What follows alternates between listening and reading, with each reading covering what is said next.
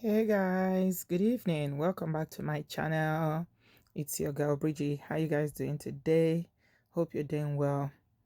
So this is me returning back from Kenya, and I had a really good time in Kenya.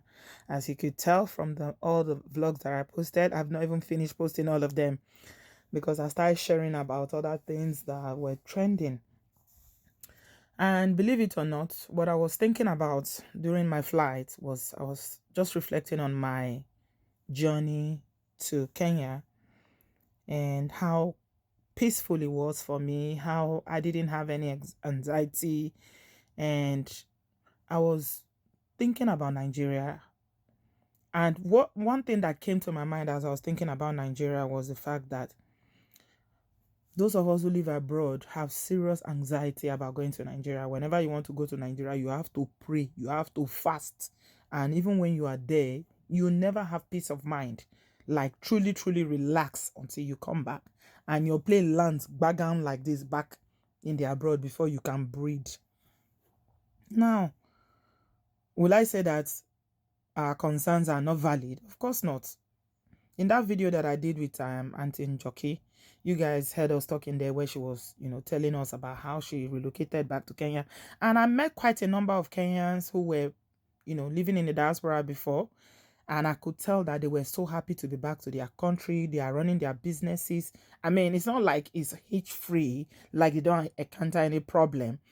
But one problem they don't have to deal with is this insecurity issue that is the fundamental problem that we have in Nigeria, apart from electricity. Insecurity. Is your life safe if you go to Nigeria? As a Nigerian, you live abroad 30 years, 15 years, 20 years, 25 years. You say, okay, I'm tired. My children are grown. I want to go back. Let me contribute to the society. Let me live in the sun. Let me start a business. Or even if you don't want to do anything, you are retired. You just say, okay, I will be taking my retirement benefit or whatever, pension. I want to live among my people. Will your mind be at rest? Will you be confident that, okay, that you are safe, that one relative or friend is not going to go and gang up with somebody and they will come and carry you and start asking for millions of naira? Are you? These are all the things I was just reflecting on, honestly. You can see how sad I was. I was really, really sad. When I was going, I was really excited, obviously, because I was flying out of lockdown. But coming back, I'm telling you that I couldn't sleep. I was just thinking. I was like, are we going to be able to be proud to go back to Nigeria, knowing that our lives will be safe, that we don't have to worry about insecurities, that we don't have to worry about kidnappers and robbers? When? Ah, my people, the thing disturb my mind, I no go lie. But is it something that we have power over? We don't. And you cannot tell people not to go to Nigeria. All you can do is to advise them about safety, to take their safety very, very seriously. Unfortunately, that is not the case for this man. And this man is from my area. He's from Edo State. It's from Fuga area of Edo State. So his name is Prince Dennis Abuda. And like I said, he's from Edo State. He lived in the US. He's lived in the US for a long time. And he's based in Atlanta, Georgia. They say he's a realtor, and he's also an insurance broker. And some people who know him said that he sells houses to Nigeria. Quite a lot of Nigerians have, through him, have purchased their houses in Georgia area. That's where he's based. So what happened was that this man, Mr. Dennis Abuda, went to Nigeria for Christmas, this last Christmas, 2020. And he went to his hometown. He stayed there till January this year. On the 30th of January, precisely, he was coming back. And of course, he needs to come to Lagos for him to take a flight back to the US. And during the journey from Benin to Lagos, that's when this man was abducted. They took him and then with other people that he was traveling with.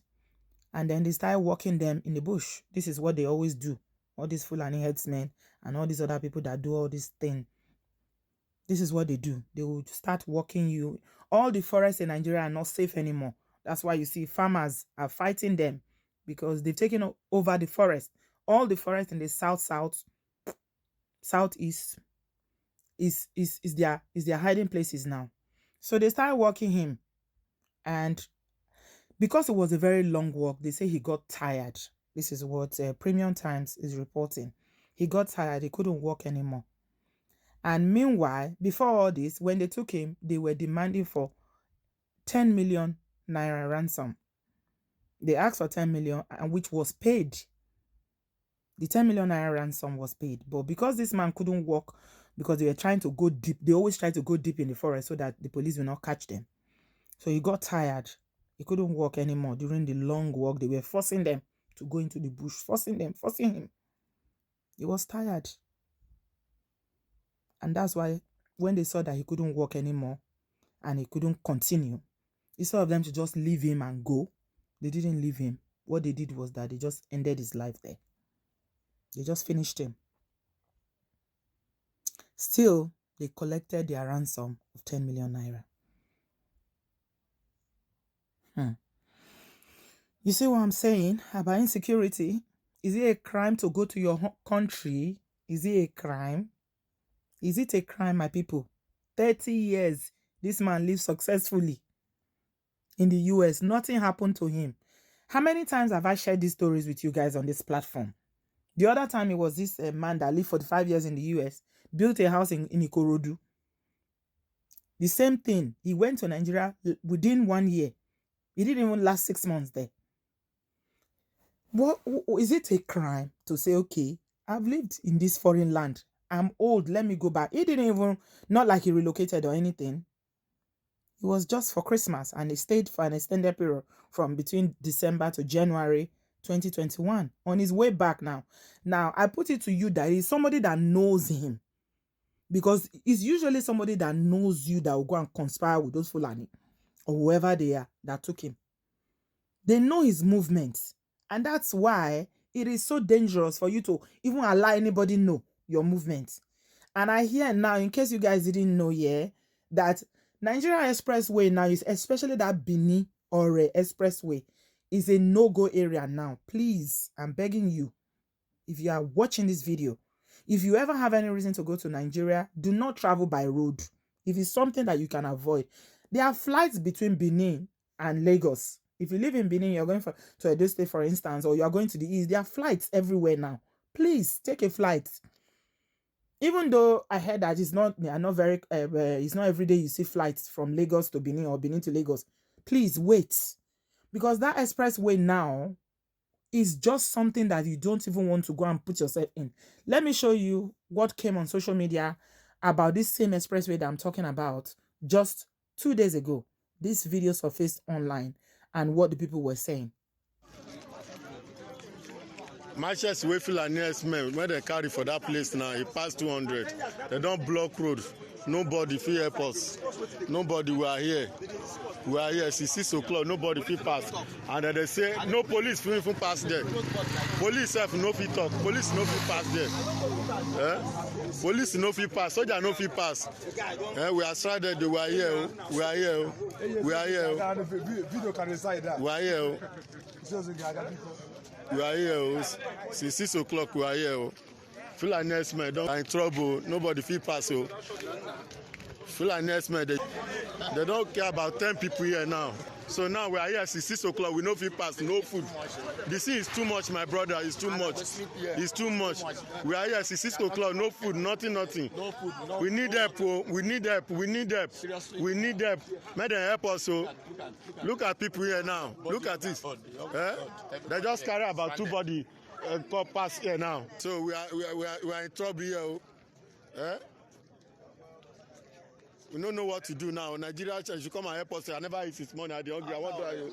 After Oreo, in emergency, we need them. Igbogi, emergency. We need them. Bini Ore Road. After Okada, at Igbogi village in Edo State. Men are help us. So see everybody here. See 6 o'clock. Fulani men don't kill people here. They don't kill the villagers. Now, Fulani men, they still hang around. They're inside bush. They say nobody fit pass. Fulani men, they inside bush now. They say nobody should pass. So we no fit pass. Even soldier no fit pass. Police no fit pass. We are here. We need help. Oh. We need help. Come and help us. When you come and help us, so it's 6 o'clock. We are here. No food, no water. No food, no water. No food. Oh. No water. Oh. No food. They should come and help us. So I beg you. So this is this video. People made it. As you can see, the number of cars that are lined up. As you can imagine, that is the only road. This is the only road for all the people that are traveling from the east, all the way from, the Far East, Port Harcourt area, everywhere. They are coming to Lagos. That is their route. That is the only route that connects to Lagos by land. So you can imagine what they are saying. They're saying that the Fulani herdsmen, they block the road as if you should come and pass. Let us see where you will pass. You see how I was telling you about how dangerous the expressways have become. And this is a country that there is a government. There is a president in this country. And he never says a word. That is the one that, I just find it so chilling. Is either Buhari is actually dead, like, some people have said, or he's not in touch with the reality of what is going on in Nigeria, because how else can you explain this madness? Fulani herdsmen have taken over everywhere in Nigeria. They set everywhere ablaze with their instead of carrying cattle, they don't carry cattle anymore. They don't even do their headship or headmanship or whatever it is they used to do. Now all they do is just waylay people and march into this forest. So look at this man now, Prince Dennis Aduba. He went to Nigeria for Christmas. He was coming back. Is this same expressway that this happened? They say he left Fuga, which is in Isako Central Local Government area, at the early hours on Saturday in a Toyota Sienna.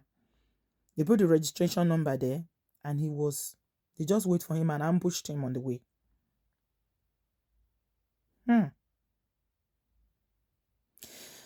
Now, I was saying to someone that the reason why I believe that somebody who knows him has a hand, sometimes they operate randomly, but especially for people who come from diaspora like this, when they are taking like this, you always know that somebody may have given them information as well. You never know. Who can you trust?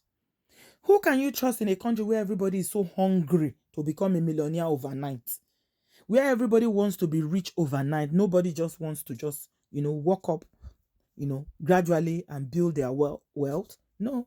The youth of these days, all they want is they just want to be rich overnight. They want to be Mike Adenuga overnight. Look at how they've just wasted this man now. The only offense that he committed was that he went to Nigeria. If he had stayed in the US with his family, I'm sure he would be alive today. You come from somewhere and it becomes so dangerous for you to go back there. It becomes something that you have to think about critically. Do I really want to go? You are scared even when you are there. You are scared. You are coming by. You are traveling within the country. You are so terrified. You don't know what's going to happen. This Benin or expressway, with the number of evils the things that happen in this same expressway. Mrs. Funke, the daughter of the Afenifere leader, that Baba Fasoranti, it was this same area. So you're telling me that all this insecurity has been ongoing, and that was about, it's not this year, it's not 2020 even was, I think it was 2019 that incident happened. You're telling me that all these things are happening and the government does not take it as something that is an emergency, that they must do something about to equip those their SARS or whatever it is that they call them, that know how to harass young boys in the city metropolis. You don't put them in this area, give them what they need, all the resources that they need, manpower and resources they need to come this forest and fish out these people.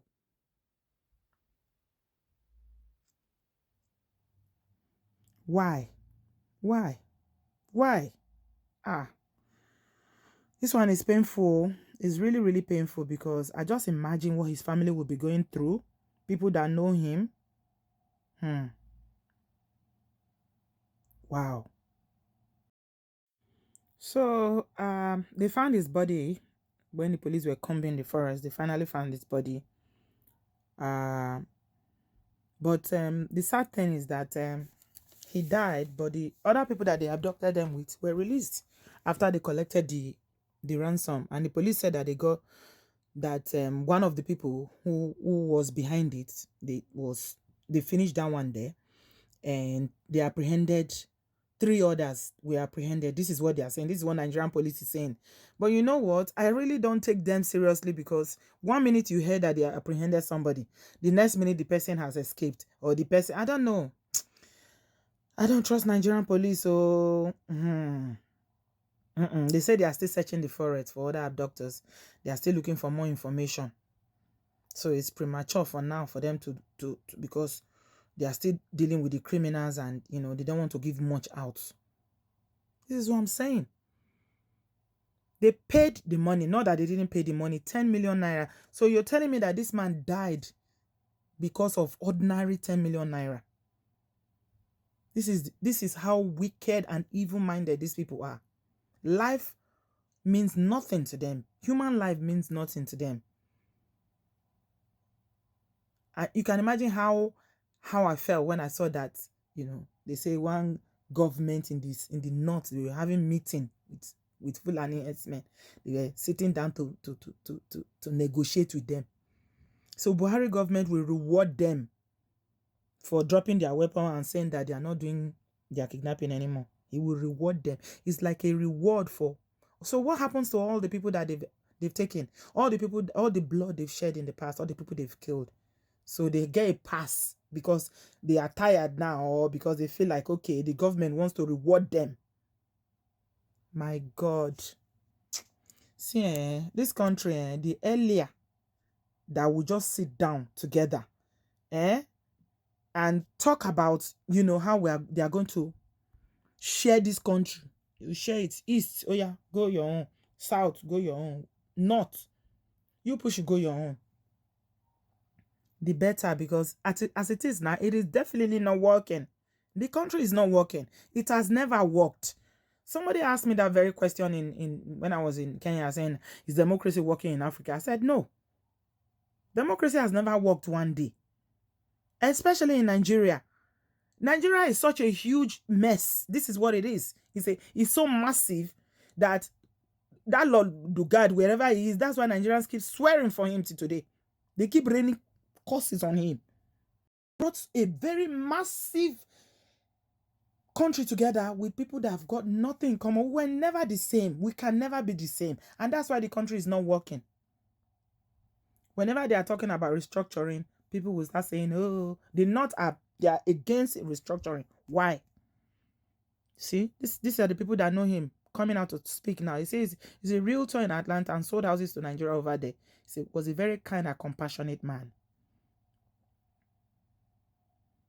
Nigeria is not working. That restructure, whether they like it or not, it has to happen. Because I've never seen a country whereby we have a sitting president and he's so silent about insecurity. What is the number one job that a president is supposed to do is to make sure that his citizens, they feel safe. They feel safe. Somebody said, yeah, this is part of the reason why most Nigerians who live in diaspora fear to come back. Yeah. People are afraid to come back, but it's only in Nigeria that people are afraid of coming back to. I met so many people that when I was going to Kenya, they couldn't wait. The woman, one of the ladies that I met on the plane, she's a healthcare worker here in the UK, told me the minimum time she goes to Kenya in a year is three times a year. And she told me she was going to stay 1 month. She was so happy. Not that we don't want to go back to Nigeria. Of course, we love going back to Nigeria, but these are all the problems. This man from Fuga, just went now and he never came back. Imagine visiting your own country and that is it. He was safe and healthy in the US for 30 years. He came to Nigeria and that's the end. So his family will be waiting for him. His children are in the US, they'll be waiting. His wife in the US will be waiting.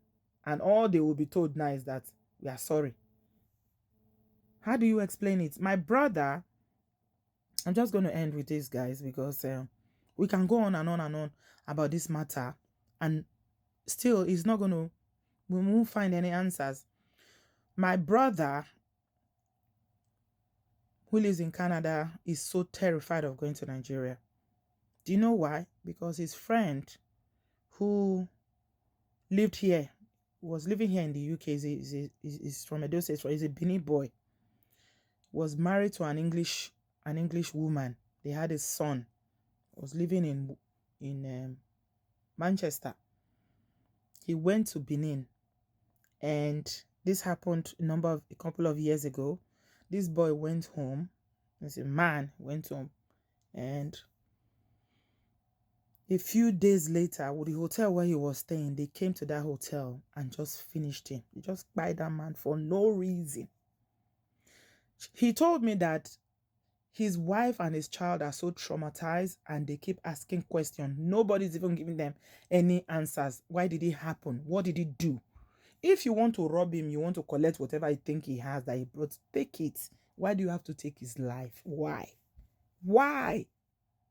So, because of that, my brother, Nigeria, he told me, he said, I've told my children when I die, let them bury me here. The day he said it, I was just looking at him. He said, yes. He will never tell anybody if he's going to Nigeria. You will never know. He will never post. You see how people go on holidays and they post online? No. Don't do that if you are in Nigeria. Please do not do that. Do not travel, especially on this very dangerous road. Benin, Lagos, Benin, Ore. This expressway leading to all the way to the east. Don't travel on that road, please. If a flight cannot go there, sometimes it's even better to stay in the bigger cities. If your flight cannot go there, but some people want to go to their village. How do you get to your village without driving? He went to Fuga. He was from Fuga in Isako that he's coming back, that this happened to him. So, I don't know. Let us just be careful, because this is just too bad. It's happening more frequently. And as I'm speaking to you now, Nigeria is not safe at all. It is not safe. Maybe the major cities, yes, you can go to the major cities, because I find that those ones are even a bit safer. But even in the major cities, you need to be very, very careful. Your movement, make it very confidential. Tell nobody when you are going or when you are coming. People will be asking you, when are you going back? Tell them you are not going back yet. You are still around. Because the less information you give out, the more you'll be safe. So don't tell people your movement. If you have to go, if it's possible, do not stay in your family house. Even if you have a house, sometimes it's not safe for you to stay there. I don't know. It sounds so like people are paranoid, but you have to be paranoid to stay alive. This is what it has become. This is what it has become. Nigeria, in those days, people used to come to school here. They don't stay here. They go back to go and live their life. They have jobs. They start a family back home. Some who get married here will relocate completely. People used to relocate in dozens because they don't want to stay abroad. But now, look at what Nigeria has become. Look at what Fulani herdsmen have turned Nigeria to. And the Fulani man that is our president is quiet. Buhari is quiet. This is the change that he was voted for. Cannot even protect the life of your citizen, and you call yourself a president? He's a failure. And I tell you, history will not be kind to Buhari for allowing his people to turn Nigeria upside down and to turn the South to a place whereby people are so scared of their life. The other day, I saw another video of Uromi women, market women in Uromi, protesting. They came out in doves and they were saying, Fulani herdsmen are not allowing us to go to the market.